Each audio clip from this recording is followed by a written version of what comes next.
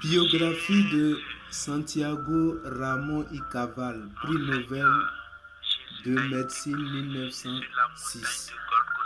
Santiago Ramón y Cajal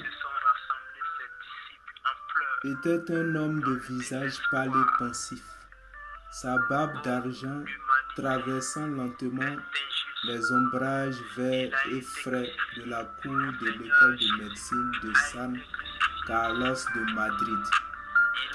Grâce à lui, l'Espagne, alors dans son état de déliquescence scientifique par rapport à l'âge d'or de la médecine espagnole des 15e et 16e siècles, s'est retrouvée à l'avant-garde du progrès médical.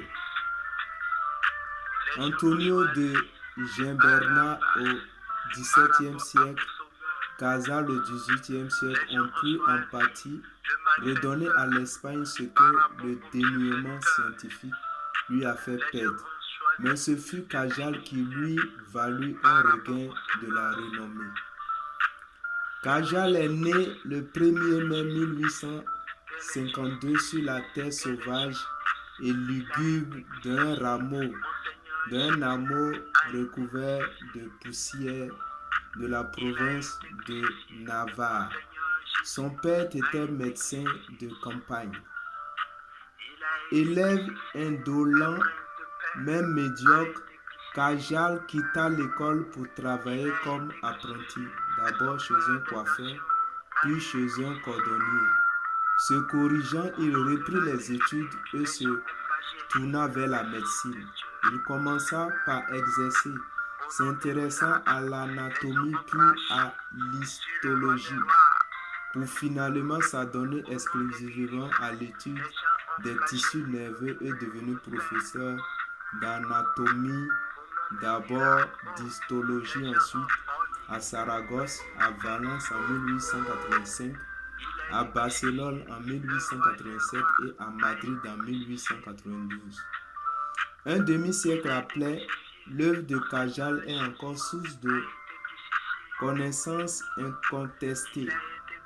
Quand nous relisons aujourd'hui ses ouvrages de pathologie, de thérapeutique et de psychiatrie qui, il y a 50 ans, à l'époque des débuts de Cajal, étaient révérés par tous les médecins, nous sommes étonnés de voir tant de faits qui alors semblaient établis solidement et qui aujourd'hui ne suscitent que sourires ironiques, à moins de ne les considérer qu'en raison de leur valeur de document pour l'histoire de la médecine.